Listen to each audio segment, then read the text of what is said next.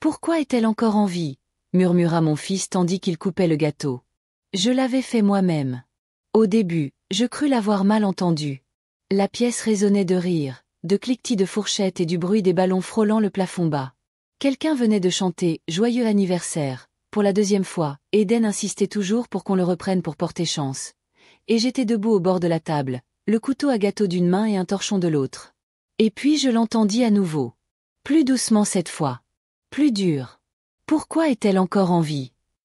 Je me retournai lentement, comme si mon corps était fait de papier mouillé.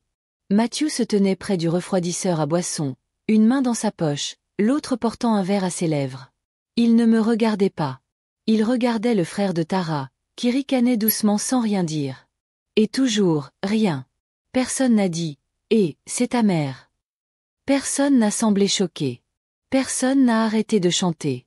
Je suis restée là, comme une figurante dans ma propre vie. Une femme qui avait apporté le gâteau, l'avait cuit de A à Z avec des doigts tremblants et des poignets arthritiques, avait mis de l'amour dans chaque couche de génoise à la vanille et de glaçage à la mangue. Pour devenir invisible au moment du service. Je n'ai pas dit un mot. Pas sur le moment. J'ai juste reculé, posé le couteau et essuyé mes mains sur le torchon. J'ai senti l'air s'épaissir autour de moi, comme la chaleur juste avant un orage. Mais aucun orage n'est arrivé. Juste le silence.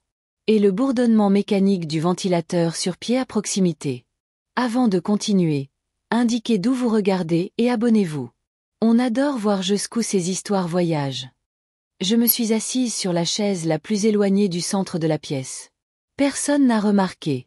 Ce moment me brise toujours un peu plus pas l'insulte en elle-même, mais la facilité avec laquelle elle a échappé à tout le monde, comme de l'eau renversée sur du carrelage.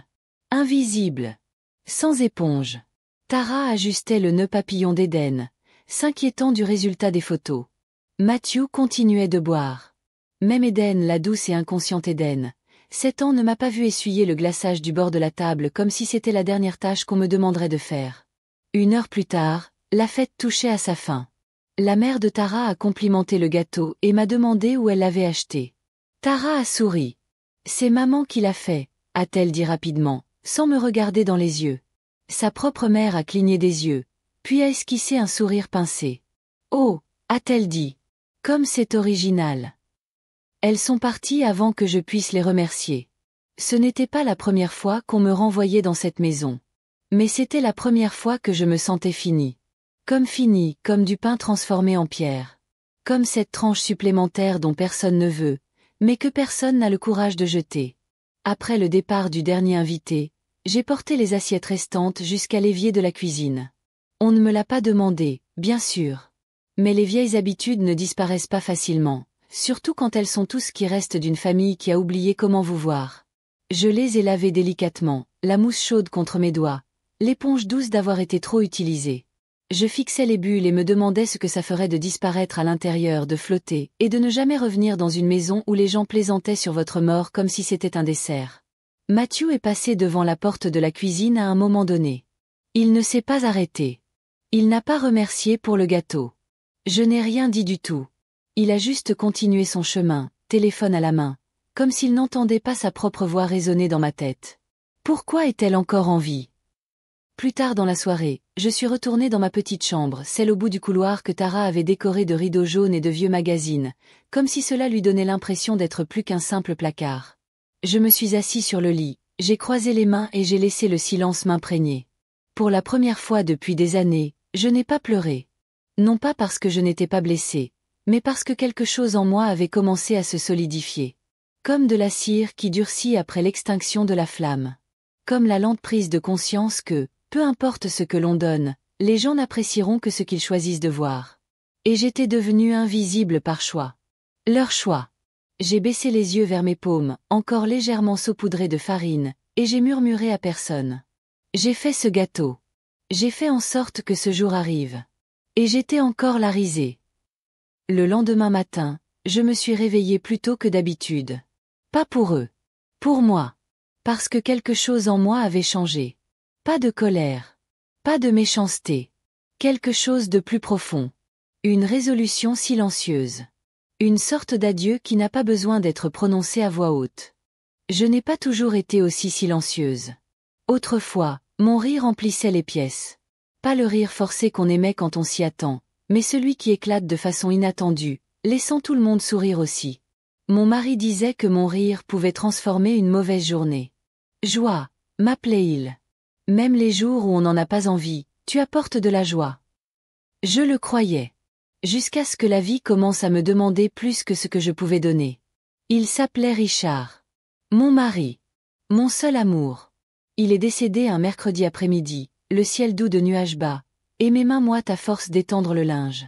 Il a appelé depuis la chambre juste un murmure, une seule fois, et quand je suis arrivée, il était déjà à moitié mort. Crise cardiaque, a dit le médecin. C'était soudain. Mais pas inattendu. Nous avions la soixantaine à l'époque. Il en avait 67. Il plaisantait toujours comme un homme plus jeune, il cirait toujours ses chaussures. Il m'a quand même fait du thé sans me demander. Et comme ça, il est parti. La maison est redevenue silencieuse après ça. Je me souviens de la première nuit où j'ai dormi seule dans notre lit. L'oreiller à côté de moi était froid. La pièce semblait trop grande pour une seule personne. J'ai pleuré dans cet oreiller tous les soirs pendant des semaines.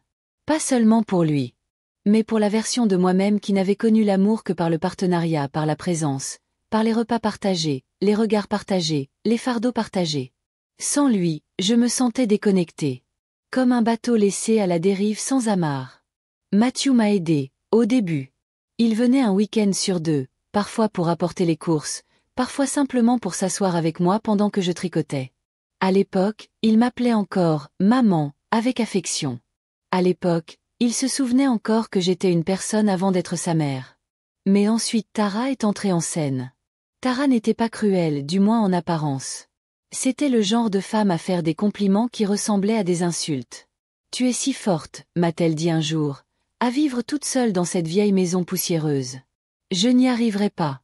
Elle l'a dit avec un sourire crispé, le regard scrutant le salon comme si elle était déjà en train de cataloguer les meubles qu'elle jetterait en premier. Matthew a changé en sa présence. Pas du jour au lendemain. Mais progressivement, comme des vêtements mouillés qui sécheraient au soleil. Il a commencé à appeler moins. Il a commencé à apparaître avec une culpabilité silencieuse au fond du regard. Il a commencé à me traiter comme une obligation dont il n'arrivait pas à se défaire. Quand ils ont eu Eden, j'ai pensé que les choses s'adouciraient. Les bébés ont tendance à faire ça. Ils rappellent les commencements. L'innocence. Tout ce que nous devons à ceux qui nous ont précédés. Je me suis dit, maintenant, ils se souviendront sûrement que je compte encore. J'ai proposé mon aide pour Eden. Je cuisinais. Je faisais le ménage. Je veillais tard quand ils avaient besoin de dormir. Je me disais que je faisais ce que toute grand-mère aimante ferait. Et pendant un temps, ils m'ont laissé faire. Mais ensuite sont venues les règles. S'il te plaît, ne le berce pas comme ça. Essaie de ne pas le nourrir sans nous avoir consulté au préalable. On préférerait que tu ne chantes pas ces vieilles berceuses, elles sont démodées. De petites choses. Toujours des petites choses. Tout cela aboutissait à une vérité. Il voulait mon travail. Pas ma présence. Finalement, les invitations aux fêtes de famille sont devenues une préoccupation secondaire. J'avais entendu parler des anniversaires 2 jours avant. On me demandait de cuisiner, mais pas de m'asseoir. De faire le ménage, mais pas de poser pour la photo de famille. Un jour, Tara m'a même demandé de porter du beige pour éviter de « détonner » avec le décor. Beige. La couleur du silence. La couleur qu'on utilise quand on veut que quelque chose disparaisse. Et pourtant, je suis restée. Car que fait d'autre une veuve dont le fils est son unique enfant? Que fait d'autre une grand-mère dont l'enfant qu'elle a bercé bébé est maintenant un petit garçon avec des projets scientifiques, des genoux écorchés et un rire qui lui rappelle encore son père? Je me suis dit que c'était suffisant. Cette proximité, c'était de l'amour. Qu'être près d'eux, c'était comme être avec eux. Mais ce jour-là, quand j'ai entendu mon fils murmurer ces 5 mots, « Pourquoi est-elle encore en vie ?» Ça a brisé quelque chose dont j'ignorais l'intégrité. J'ai passé le reste de la semaine à observer. Silencieusement.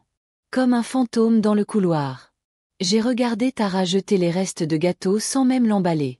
J'ai vu Matthew quitter la maison avec une mallette sans se retourner. J'ai regardé Eden faire défiler des dessins animés sur la tablette, levant à peine les yeux à mon passage. Personne ne m'a demandé si j'allais bien. Personne ne m'a demandé comment je me sentais. Même après des jours de silence. J'ai commencé à comprendre que mon rôle s'était réduit à une fonction, et non à des sentiments. Comme une bouilloire. Utile. Inaperçue. Remplacée sans cérémonie lorsqu'elle ne bout plus comme on le souhaite. Un soir, je me suis assise sur mon lit étroit et j'ai déplié une lettre que je n'avais jamais envoyée. Elle était destinée à Richard. Je l'avais écrite des mois après sa mort. Il disait: Je ne sais pas qui je suis quand personne n'a besoin de moi, Rich. Je ne sais pas comment avoir de l'importance si je ne fais rien pour quelqu'un d'autre. Mais maintenant, je commence à me poser une autre question. Et si j'arrêtais d'essayer d'avoir de l'importance pour ceux qui ne m'ont jamais demandé? Et si j'avais de l'importance pour moi-même? Ce soir-là, j'ai pris une décision. Rien de radical. Rien de tapageur. Juste, un changement. Je recommencerai à me souvenir de moi. La femme qui riait de tout son corps. La femme qui savait faire des gâteaux non seulement pour les autres, mais pour le plaisir. La femme qui s'appelait autrefois Joy. Et je commencerai par un petit pas. Quitter la maison pour une journée entière. Sans explication. Pas de mots. Pas de course. Juste ma propre compagnie. Qu'il remarque le silence. Qu'il se demande ce qui a changé. Laissez-les ressentir, pour une fois, ce que signifie réellement l'absence. Le matin où j'ai décidé de partir, la maison bourdonnait de son habituel rythme d'indifférence. Tara se tenait au comptoir de la cuisine, vêtue de son peignoir de soie, son téléphone coincé entre son épaule et son oreille, marmonnant à propos d'une réponse tardive. Matthew était déjà parti. Il disait rarement au revoir ces derniers temps. Et Eden dormait encore, sa couverture Spider-Man enroulée autour de ses petites jambes comme Annie. Je suis restée un moment dans le couloir, serrant mon sac à main contre moi, hésitant à dire quelque chose. Puis je me suis souvenue. Personne ne m'a demandé où j'allais en quittant la pièce. Alors je me suis simplement éclipsée. La rue était calme. Il avait plu la nuit précédente, ce genre de pluie douce et chuchotante qui laisse derrière elle une odeur de poussière humide et de vers de terre. Je marchais lentement, prudente sur le trottoir irrégulier, respirant le matin comme je ne l'avais pas fait depuis des années. Je n'avais pas de destination. C'était le but. Pour aller où je voulais, pas là où on avait besoin de moi. Il y a un petit café à 3 pâtés de maison de chez nous, le genre de café avec son carrelage craquelé et ses chaises en métal qui vacillent quand on bouge trop. Je passais devant depuis des années. Je n'y étais jamais entrée. Mais ce matin-là, j'y suis allée. La porte s'est ouverte en grinçant et une jeune femme derrière le comptoir m'a souri, le genre de sourire qui ne semblait ni forcé ni suspect. Je lui ai souri en retour. Puis-je vous aider, madame? Oui, ai-je dit. Une tasse de thé au gingembre. Et une place près de la fenêtre. Je suis resté assis là pendant près d'une heure, les mains serrées autour de la tasse chaude, à regarder les gens passer. Le thé était fort, poivré et apaisant. J'ai bu lentement, savourant chaque picotement sur ma langue. Pour la première fois depuis longtemps, personne ne m'a demandé de porter, d'essuyer, de plier, d'aller chercher ou de répondre à quoi que ce soit. J'étais juste, là. Et c'était suffisant. Je me souvenais d'une époque il y a des décennies, où Richard et moi allions nous promener le matin à la boulangerie avant d'aller à l'église. Il achetait toujours 2 tourtes à la viande, même si je n'en voulais qu'une. Tu vas en redemander une bouchée, me taquinait-il. Et il avait toujours raison. Ce souvenir s'est envolé dans ma poitrine comme une douce lumière. Il ne m'a pas attristée. Il m'a rendue reconnaissante.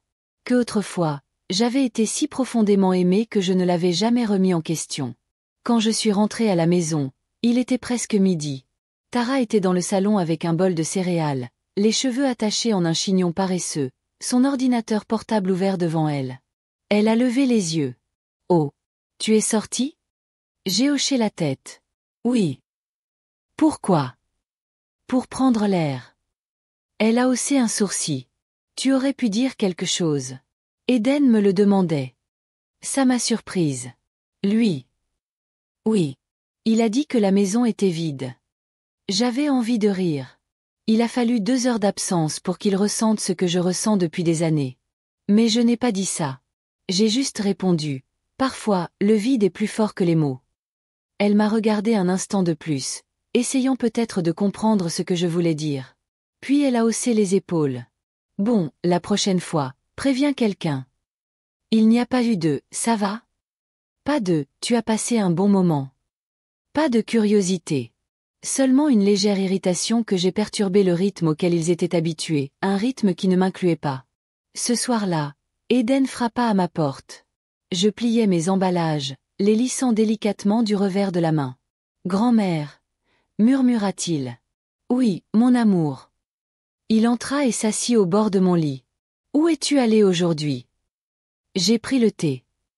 Tout seul. J'acquiesçai. C'était ennuyeux. Non, dis-je. C'était paisible. Il pencha la tête, pensif. Comme quand je suis allongé sous la couverture et que personne ne parle. Exactement. Il sourit. C'est agréable. Nous restâmes assis là, en silence, un moment. Puis il dit, « Papa a dit quelque chose de méchant pour mon anniversaire. » Mon cœur s'arrêta. Qu'a-t-il dit? Il hésita. Puis, il a dit, quelque chose à propos de quelqu'un de vivant. Je ne bougeai pas. J'attendis simplement. De qui parlait-il? Demandai-je doucement. Eden me regarda. Toi. Je déglutis. Et toi, qu'en penses-tu? Avais-je envie de demander, mais je m'abstins. Il continua. Je ne pense pas qu'il le pensait. Peut-être qu'il était fou. Je souris doucement. Même quand on est en colère, il faut faire attention à ses mots. Il hocha lentement la tête. Je suis content que tu sois en vie, dit-il. Et voilà. Ma journée entière, toute ma raison, était enveloppée dans les mots d'un enfant. Plus tard, je me suis assise près de ma fenêtre, regardant le ruban orange du coucher de soleil se dérouler dans le ciel. La maison était inhabituellement calme. Et pour une fois, je n'éprouvais pas le besoin de ranger derrière qui que ce soit. Je n'éprouvais pas le besoin de me replier sur moi-même. Je pensais à demain. Peut-être une autre promenade. Peut-être même une visite au marché, juste pour des fruits, juste pour moi. Quelque chose commençait à revenir en moi. Pas de vengeance. Pas de rébellion. Juste, moi-même. Et je ne m'en excuserai pas. Les jours suivants passèrent comme du pain ramolli, calme, rassis, sans histoire. Mais quelque chose en moi avait changé. Je ne me précipitais plus pour essuyer les comptoirs après le petit déjeuner. J'arrêtais de vérifier le panier à linge chaque matin pour voir si les chaussettes d'école d'Eden avaient besoin d'être pliées. Je ne proposais pas de réchauffer le café de Tara quand elle l'oubliait sur le rebord de la fenêtre, comme elle le faisait souvent. Au lieu de cela, je me remis à marcher. Juste une fois par jour. Juste pour faire le tour du quartier. Pas pour faire des courses. Pour personne d'autre. Juste, pour me rappeler que j'avais encore des jambes, des poumons et un nom. J'ai aussi recommencé à écrire dans mon journal. Il était enfoui au fond du tiroir du bas de ma table de nuit. Un petit carnet vert aux pages pliées et au ruban effiloché depuis longtemps. J'ouvris la première page et découvris ma propre écriture, vieille de plusieurs années. Souviens-toi de qui tu étais avant qu'on te demande de rétrécir. C'était comme un murmure venant de moi-même, la femme que Richard appelait sa « lionne », la femme qui tenait une petite boutique de couture sur Creek Road et enseignait à 3 apprentis à coudre sans se presser. Je l'avais oubliée. Mais elle ne m'avait pas oublié. Un matin, alors que Tara déposait Eden à l'école, je me tenais dans la cuisine et observais la lumière du soleil se refléter sur les carreaux de céramique. Ils étaient blancs. Maintenant, ils étaient blancs cassés, presque jaunes. Personne ne l'avait remarqué. Tout comme moi. Et je me suis dit, même la maison oublie de se souvenir de nous au bout d'un moment. Plus tard dans l'après-midi, j'ai surpris une conversation entre Matthew et Tara. Il pensait que je dormais. Elle se comporte différemment, a dit Tara. Comme quoi? Comme si elle n'était pas disponible tout le temps. Il y eut un silence. Un silence si long que j'en retins mon souffle. Je veux dire, continua Tara, elle n'a pas fait le sac d'Eden ce matin. Elle le fait toujours. Matthew répondit sèchement. Peut-être qu'elle est fatiguée. Non, dit-elle. Elle le fait exprès. Et elle ajouta, du même ton qu'autrefois pour parler des mauvaises herbes du jardin. Elle s'éloigne. Ils avaient raison. Mais pas par méchanceté. Je ne les punissais pas. Je me préservais. J'ai remarqué que Tara avait arrêté de frapper avant d'entrer dans ma chambre. Elle venait d'ouvrir la porte, généralement pour me faire une remarque sur quelque chose que je n'avais pas fait. J'ai laissé l'uniforme d'Eden dans le sèche-linge. Le courrier s'accumule à nouveau. Il y a des taches d'eau sur le miroir. Jamais une salutation. Jamais un merci. Juste de petits rappels que, pour elle, j'étais un figurant non rémunéré dans l'ombre de sa vie. Mais maintenant, quand elle parlait ainsi, je ne me précipitais plus pour arranger les choses. J'ai hoché la tête une fois. Et je suis retournée à ce que je faisais. Lire. Tricoter. Ou simplement m'asseoir, la fenêtre ouverte, à écouter les oiseaux se disputer dans les arbres. Un soir, Eden est entré dans ma chambre avec un papier qu'il avait dessiné. C'était un croquis de notre maison au crayon. Dedans, il y avait 3 personnes dehors, un homme, une femme et un garçon. Et à l'intérieur, derrière une fenêtre carrée, se tenait une 4e silhouette aux cheveux gris et au visage triste. « C'est moi », dit-il en désignant le garçon. « Et c'est toi » demandai-je en désignant la silhouette à l'intérieur. Il secoua la tête. « Non, c'est toi. » J'ai dégluti difficilement. « Pourquoi suis-je à l'intérieur » Il haussa les épaules. « Tu es toujours là. » J'ai souri faiblement. « Je viendrai peut-être dehors la prochaine fois. » Il cligna des yeux. « D'accord. » Cette nuit-là, j'ai repensé à ce qu'Eden avait dit. Toujours là. Oui. Et c'était là le problème. Je m'étais rendu trop facile. Trop accessible. Trop fiable. À tel point que mon absence est devenue étrange, perceptible seulement parce qu'il n'y avait jamais pensé auparavant. Et maintenant, je construisais une nouvelle forme de présence. Une présence qui ne servait pas. Une présence qui ne suppliait pas. Une présence qui était, tout simplement. Une semaine après la fête d'anniversaire, j'ai reçu un appel d'une vieille amie, Ruth.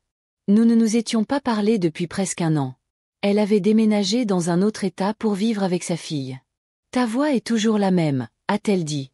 Nous avons discuté pendant plus d'1 heure. Ri des vieux ragots d'église. Pleurer à cause des maris partis trop tôt. Elle a dit quelque chose qui m'est resté en tête longtemps après avoir accroché. Tu sais, c'est normal de cesser d'être le ciment familial.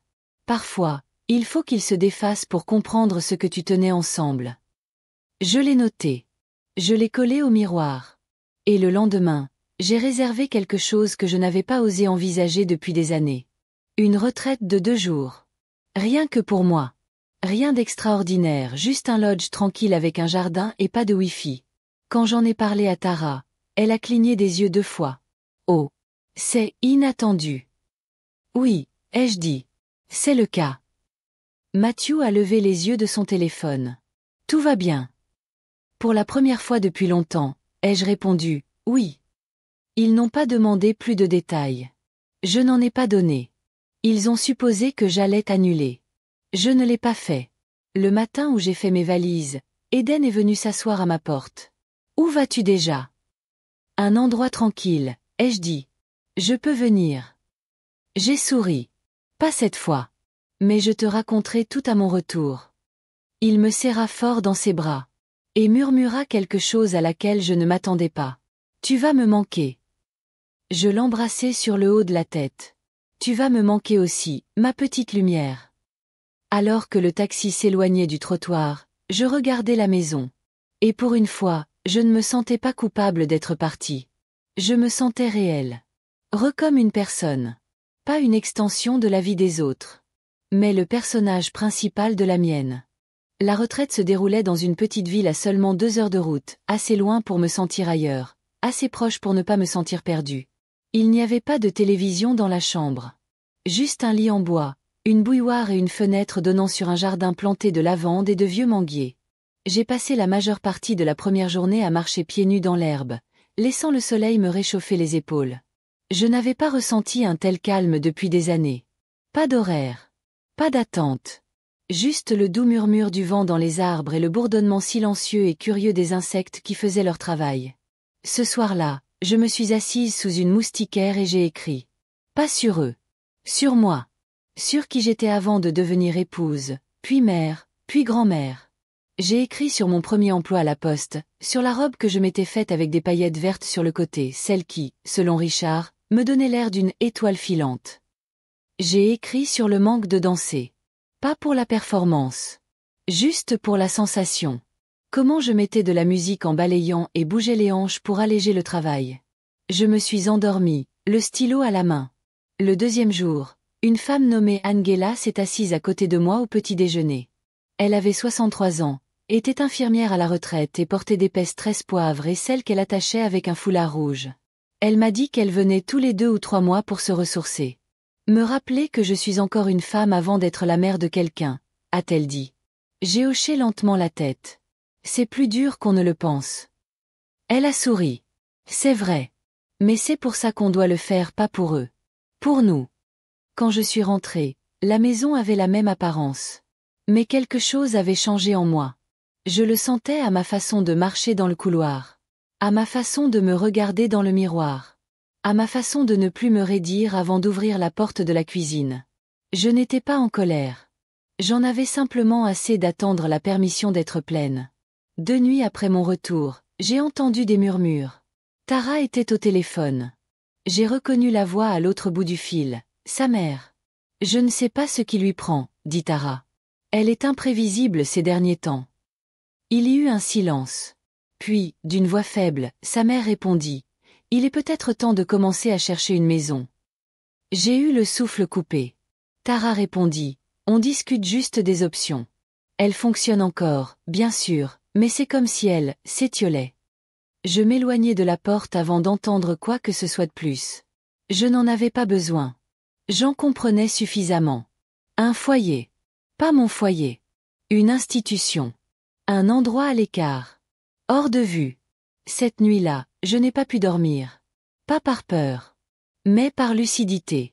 Il ne se préparait pas à m'aider. Il se préparait à me faire sortir. Et non pas parce que j'étais incapable. Mais parce que je n'étais plus commode. Plus prévisible. Plus docile. Je me souvenais que ma mère m'avait dit un jour, dès qu'ils cesseront de te demander ton avis, ils commenceront à prendre des décisions sans toi. Ce moment était arrivé. Le lendemain, je n'ai pas dit un mot. J'ai préparé mon thé. J'ai arrosé ma plante. J'ai mis mon papier d'emballage et me suis promenée dans le jardin, saluant le chat du voisin comme je le faisais toujours. Mais quelque chose dans mon esprit était déjà en train de se réorganiser. J'ai commencé à faire l'inventaire. Que possédais-je? Qu'est-ce qui était encore à mon nom? À qui avais-je confiance? Où irais-je si je devais partir? Non pas parce qu'il me l'avait demandé, mais parce que j'avais choisi de partir en premier. Une semaine plus tard, une lettre est arrivée adressée à Matthew et Tara. J'ai remarqué que le timbre provenait d'un cabinet d'avocats. Je n'ai pas jeté un coup d'œil. Mais je n'en avais pas besoin. Le lendemain matin, Matthew était inhabituellement silencieux. Et Tara évita tout contact visuel pendant des heures. Le soir, je retrouvai l'enveloppe à la poubelle. Déchiquetée. Mais un petit morceau n'avait pas été déchiré proprement. On pouvait y lire. Option d'hébergement en établissement de soins de longue durée disponible pour examen. Ce n'était donc pas une conversation. C'était déjà un processus. Un plan. Un déménagement. Il ne m'en avait pas encore parlé. Peut-être attendait-il le bon moment. Peut-être était-il trop lâche. Ou peut-être espérait-il que j'accepterais comme j'acceptais tous les licenciements. Mais cette fois, je ne l'accepterai pas. J'ai commencé à faire mes valises ce soir-là. Pas tout. Juste mes souvenirs. Mes vieux ciseaux de tailleur. Mon journal. Ma robe verte à paillettes. Une photo encadrée de Richard et moi sur la plage, en train de rire. Et ma petite boîte de pièces, mes économies que j'avais gardées à l'écart de tout le monde, enveloppées dans du vieux papier journal et de l'espoir. Eden a frappé pendant que je pliais une écharpe. On va quelque part. Non, ai-je dit doucement. Je m'organise juste. Il avait l'air perplexe. Tu es encore triste. Je me suis agenouillée à côté de lui. Non, mon amour. Je me prépare juste. Pour ce qui va suivre. Il a mis la main dans sa poche et m'a tendu quelque chose. Une petite bille bleue. Je veux que tu gardes ça, a-t-il dit. Pourquoi? Pour que tu te souviennes que je t'aime. J'ai dégluti difficilement. Je la garderai près de moi. Ce soir-là, j'ai posé la bille sur le rebord de ma fenêtre, là où la lumière de la lune pouvait la toucher. Et je me suis fait une promesse. Je ne serai pas effacée. Ni par la paperasse. Ni par des murmures. Non pas par des enfants qui ont oublié que l'amour ne se mesure pas au silence ou à la servitude, mais à la capacité de voir quelqu'un pleinement. Je n'élèverai peut-être pas la voix. Mais je ferai mon choix. À mes conditions. Les jours qui suivirent furent emplis d'un étrange silence. Pas un silence paisible, mais celui qui donne l'impression que quelque chose bouge derrière les murs. Je les observais attentivement, mon fils et sa femme, se déplaçaient autour de moi comme si j'étais déjà un souvenir. Tara avait arrêté de me donner des listes de choses à faire. Matthew parlait à peine, sauf pour les devoirs d'Eden ou son heure de retour. Je suppose que dans leur esprit, la paperasse avait déjà parlé en leur faveur. Je n'étais plus nécessaire. J'étais en train de me préparer. Un truc à régler. Un matin, je suis entrée dans la cuisine et j'ai trouvé Tara en train de lire un email, l'air crispé. Elle a rapidement fermé son ordinateur portable à mon entrée. Je n'ai rien dit. J'ai juste pris une tasse de thé sur l'égouttoir et j'ai commencé à faire bouillir de l'eau. Elle n'a pas proposé la conversation. Je n'ai pas cherché à la poursuivre. Mais je le sentais dans l'air, la tension, la culpabilité, ou peut-être le désagrément de ma présence continue. Ce soir-là, j'ai appelé ma vieille voisine, Mabel. Nous avions partagé une clôture pendant 15 ans avant que j'emménage chez la famille de Matthew. Elle a décroché à la première sonnerie. « Ah! Je pensais juste à toi », a-t-elle dit d'une voix chaleureuse et sincère, différente de tout ce que j'avais entendu dans cette maison ces derniers temps. Je lui ai dit, sans plus de détails, que j'aurais peut-être besoin de lui rendre visite bientôt. « Visiter ou rester ?» a-t-elle demandé doucement. J'ai hésité, puis j'ai répondu, ce qui est le plus sûr. Elle n'a pas demandé plus. Elle a juste dit, ma chambre d'amis a encore ta vieille couette. Tu es la bienvenue quand tu veux. Le lendemain matin, j'ai préparé le petit déjeuner. Pour tout le monde. Une dernière fois. Oji et Akara. Exactement comme Richard les aimait. J'ai disposé le tout soigneusement sur la table. Des bols fumants, de la sauce au poivron doux, un pot de lait chaud pour Eden. Ils sont tous entrés et se sont assis comme d'habitude. Tara a remarqué que l'Akara était croustillant. Matthew n'a rien dit. Eden a souri d'un air endormi et a dit « C'est mon préféré ». Je les ai tous regardés. Et puis, avec un calme qui m'a surprise moi-même, elle a dit « Ce sera le dernier petit déjeuner que je prépare pour cette maison ». Tara a cligné des yeux. « Que veux-tu dire ?»« Je veux dire, je prends ma retraite », ai-je simplement dit. « D'être invisible. » Ils m'ont regardé, perplexe. Mais je n'ai pas expliqué. Tout ne nécessite pas un discours. Parfois, la clarté est une lame silencieuse. Cet après-midi-là, Eden est rentré de l'école avec un projet de classe, un arbre généalogique découpé en carton. J'ai regardé ses doigts parcourir les branches, inscrivant des noms. « Où suis-je » ai-je demandé doucement. Il hésita. Puis désigna un rabat plié caché derrière une branche. « Tu es là, dit-il. »« Pourquoi derrière ?» Il haussa les épaules. Il n'y avait pas de place. Ma poitrine se serra, mais je souris quand même. N'était-ce pas la vérité? Il n'y avait jamais de place. Pas sur l'arbre. Pas à table. Pas sur la photo de famille. Mais j'avais arrêté de quémander des branches. Je plantais mon propre arbre maintenant. Ce soir-là, j'ai passé en revue mes affaires une dernière fois. J'ai fait la liste des objets que je laisserais derrière moi. Des serviettes, de vieux livres, le vase en céramique que Tara prétendait autrefois aimer. Et les choses que j'emporterais avec moi, mon écharpe, mon journal, ma dignité. J'ai écrit une lettre. Pas par méchanceté. Par nécessité. On pouvait y lire. À Matthew et Tara. Merci pour ces années d'abri, même si elles n'étaient pas toujours chaleureuses. J'ai choisi de m'effacer, non pas par faiblesse, mais parce que je suis enfin assez forte pour m'honorer. Je serai là où ma présence n'exige aucune explication. Prenez soin d'Eden. C'est une lumière rare. Ne me cherchez pas si vous n'avez pas l'intention de me voir vraiment. Maman. Je l'ai scellé et placé sous le sucrier. Le seul endroit où je savais que Tara prenait encore la peine de regarder.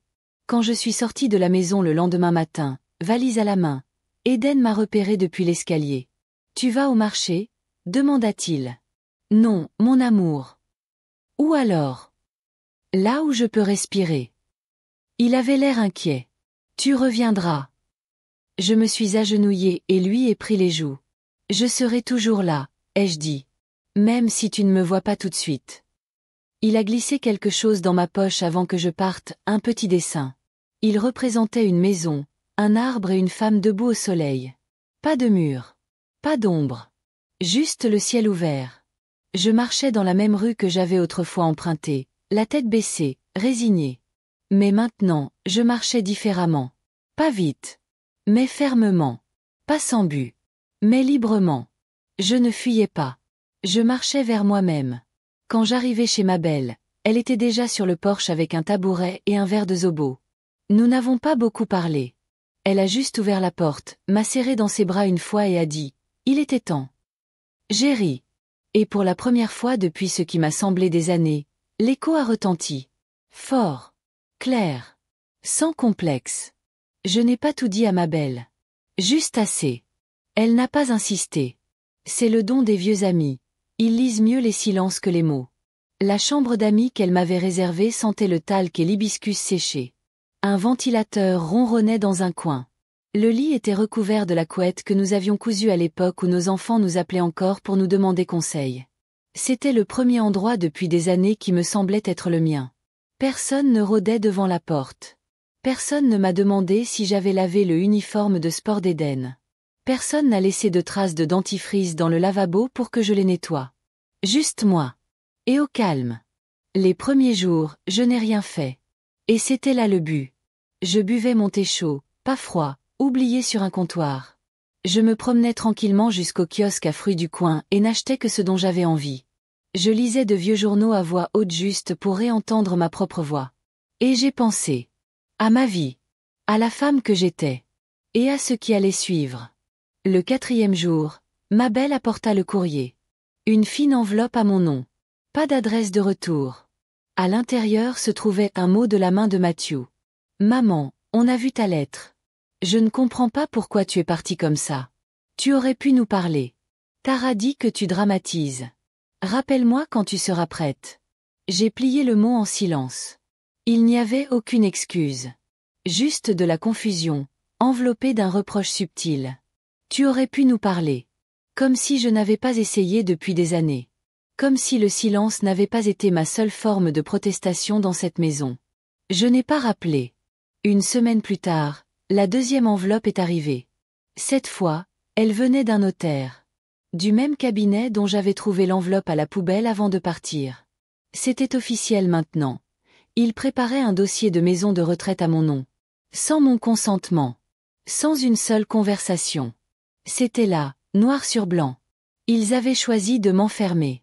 De me cacher derrière un rideau comme un vieux meuble. Et maintenant, ils se demandaient pourquoi j'étais partie? Ça m'a presque fait rire. Ce soir-là, je me suis assise sur la véranda de ma belle et j'ai regardé les étoiles. Elle m'a tendu une petite enveloppe marron. « Ouvre-la », a-t-elle dit. À l'intérieur se trouvaient les vieilles clés de mon atelier de couture. « L'endroit est poussiéreux », a-t-elle ajouté, « mais les murs se souviennent encore de toi. » J'ai eu le souffle coupé. Cette petite boutique de Creek Road, je n'y étais pas entrée depuis les funérailles de Richard.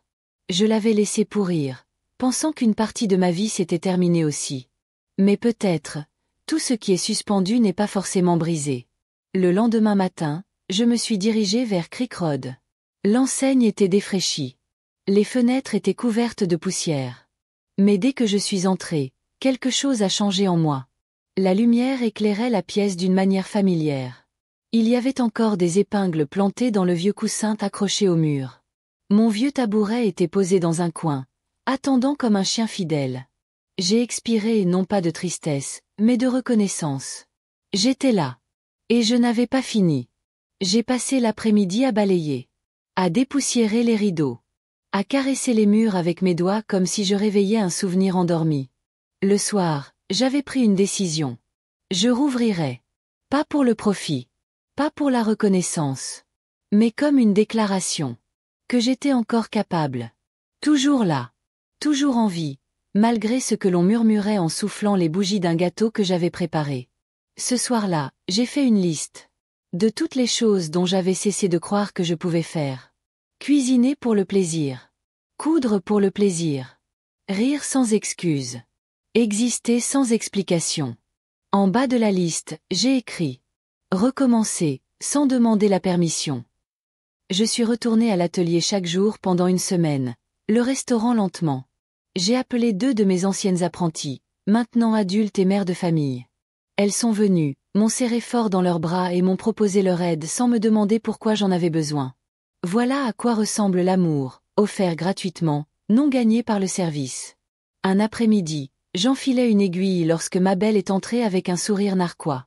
« Vous avez de la visite. » J'ai levé les yeux. C'était Eden. Petit, nerveux, serrant un paquet de chin-chin dans ses mains. Je me suis précipitée vers lui et l'ai serré fort dans mes bras. « Papa ne sait pas que je suis venue », a-t-il murmuré. J'ai hoché la tête. « Ce n'est pas grave. » Il a balayé la boutique du regard. « Tu vas vivre ici maintenant. »« Non », ai-je souri. « Mais je vais être moi-même ici. » Il s'est assis par terre, les jambes croisées, comme il le faisait quand il regardait des dessins animés à côté de moi. Et pendant 1 heure entière, il m'a regardé coudre. Comme si c'était important. Comme si j'étais importante.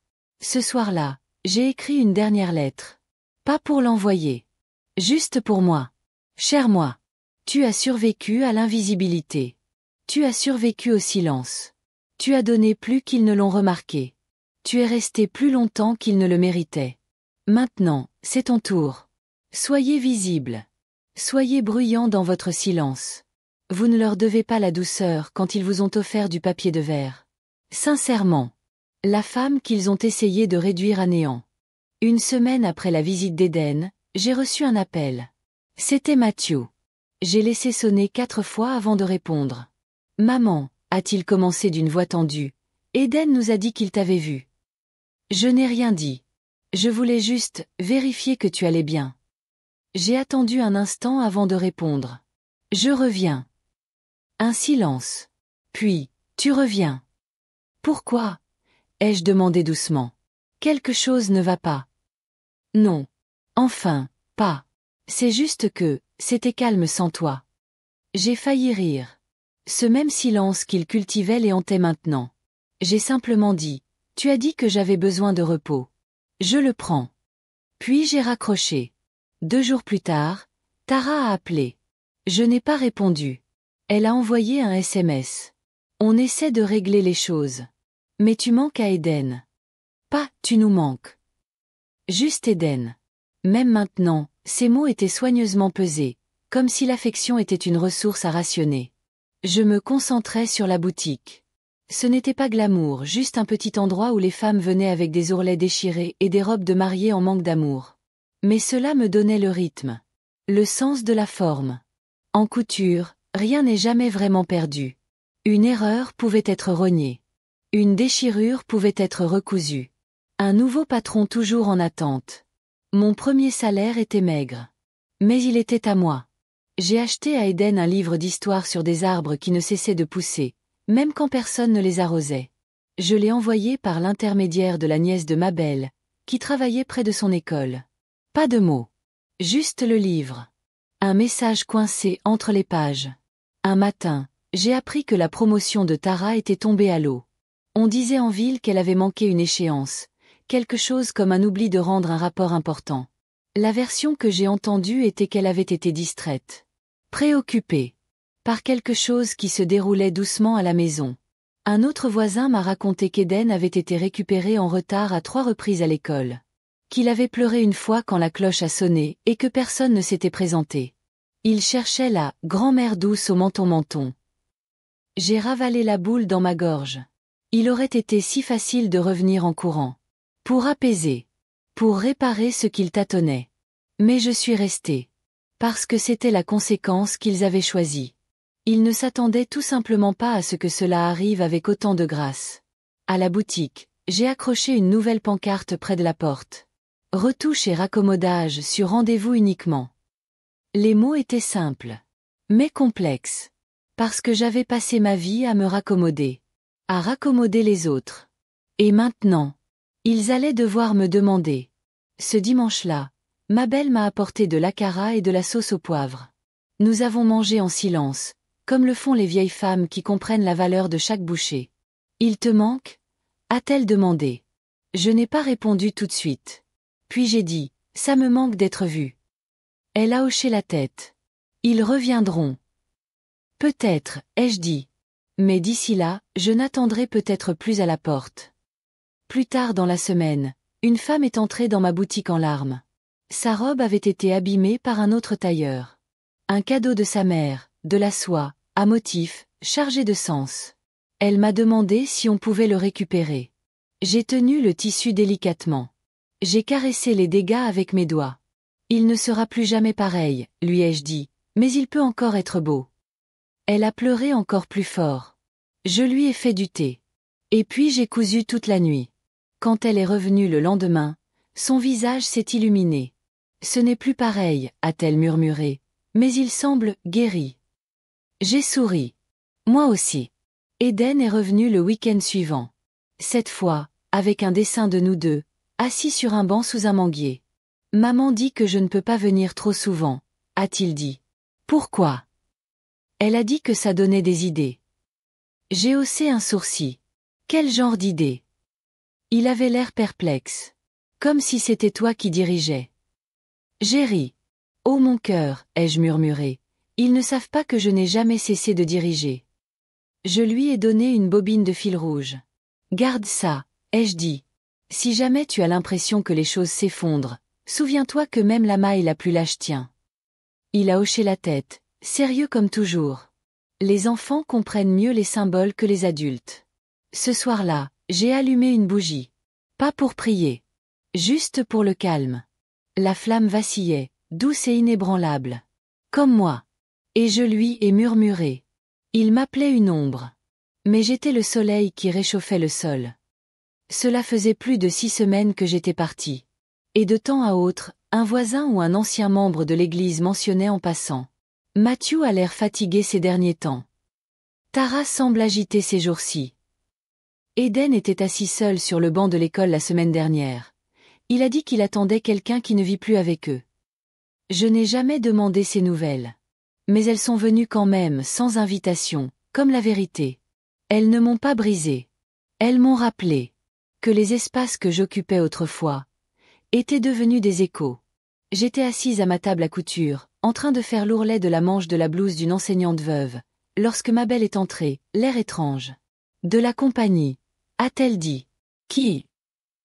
Votre fils. Je me suis arrêtée au milieu d'une couture. Seule. Elle a hoché la tête. On dirait qu'il a marché sous la pluie pour arriver ici. J'ai expiré lentement. Puis je me suis levée. Et je l'ai retrouvé dehors. Il était assis sur le banc sous l'auvent, les cheveux humides, la chemise froissée, les yeux creux. Salut, maman, dit-il. Je n'ai d'abord rien dit. Je l'ai juste observé. Puis je me suis assise. Laissé le silence s'entre nous, comme la distance des années. Je ne savais pas comment m'excuser, murmura-t-il finalement. J'ai hoché la tête. Je ne sais toujours pas, admit-il, la voix brisée. Mais j'ai besoin que tu saches que je le vois maintenant. Tu vois quoi? Ses lèvres tremblèrent. Que tu n'as jamais simplement vécu avec nous. Tu étais nous. Tu dirigeais cette maison. Tu détenais tout. Je le laissais parler. Il avait besoin de s'entendre le dire. Tara dit que je perds la boule, murmura-t-il. Je me tournai doucement vers lui. Vraiment? Non. Je suis juste vide. Parce que je suis parti. Parce que je t'ai laissé partir. Ça a ouvert quelque chose en moi. Mais je n'ai pas pleuré. J'avais assez pleuré dans des pièces où personne ne me remarquait.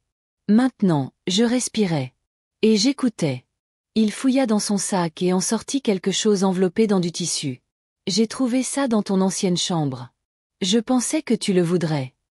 C'était la photo encadrée de Richard et moi, celle qu'ils avaient retirée quand Tara avait refait le couloir. Je la regardais en silence. C'est drôle, murmurai-je. Je croyais qu'elle était perdue. Il secoua la tête. Elle était juste enterrée. Comme tout le reste. Je ne le corrigeai pas. Parce qu'il ne parlait pas de la photo. Maman, dit-il soudain, la voix tremblante. Tu envisagerais de revenir. À quoi? À nous. À, que tout redevienne comme avant.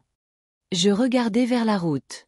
Le soleil commençait à peine à décliner, tout revêtant d'une teinte ambrée. Je ne suis pas parti pour donner une leçon, dis-je doucement. Il hocha la tête. Je sais. Je suis parti parce que personne n'avait remarqué que j'étais encore en vie.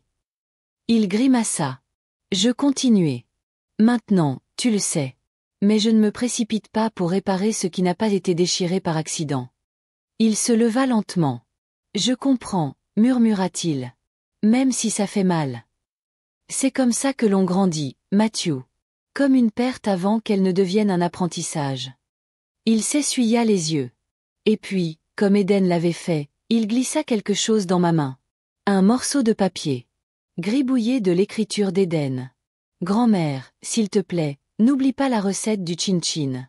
Un sourire étira mes lèvres. Il réclamait toujours des morceaux de moi. Mais maintenant, il demandait, au lieu de supposer. Ce soir-là, je me suis assis avec ma belle sur le porche. Elle n'a pas demandé ce qui s'était passé. Elle m'a juste passé une assiette de suya et un soda à la mangue. Nous avons mangé en silence. Puis j'ai dit, il m'a demandé de revenir. Elle m'a regardé.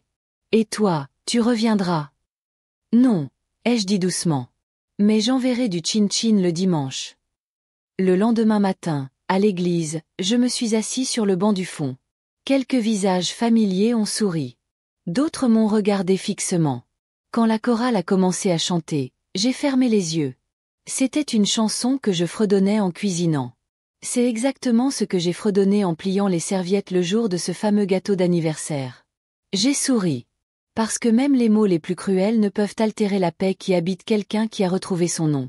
De retour à la boutique, j'ai accepté une nouvelle commande. Une jeune mariée avait besoin d'une robe cousue en 3 semaines.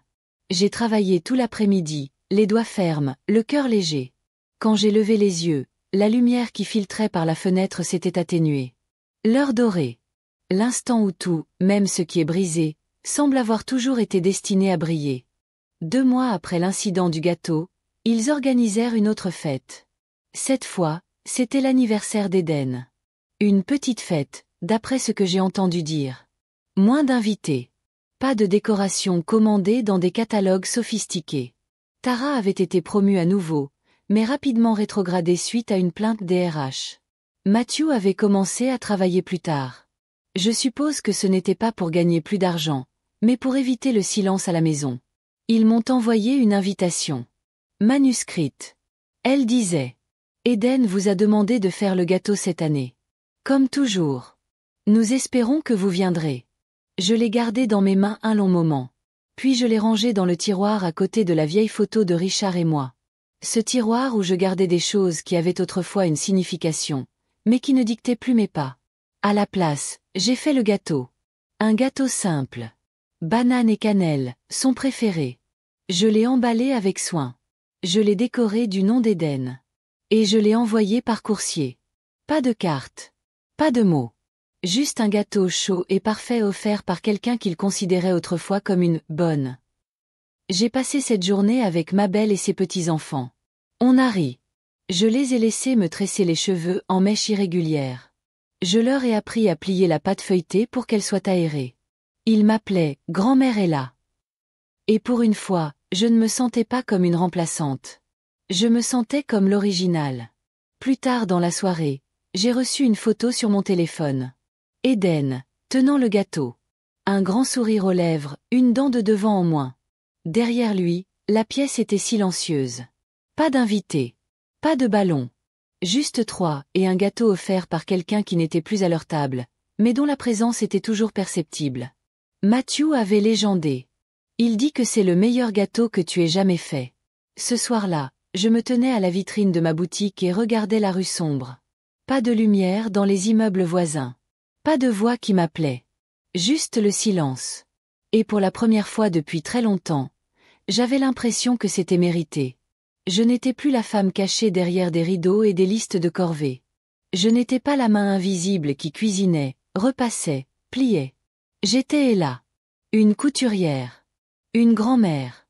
Une femme avec un passé et enfin, un avenir qu'elle pouvait prendre en main. Le lendemain matin, j'ai ouvert mon journal et j'ai écrit. Qu'ils t'appellent comme ils veulent. Un fardeau. Une servante. Une ombre. Tu sais qui tu es. Tu es la racine qu'ils oublient jusqu'à ce que l'arbre cesse de fleurir. Tu es la chaleur qu'ils ne remarquent pas jusqu'à ce que le feu s'éteigne.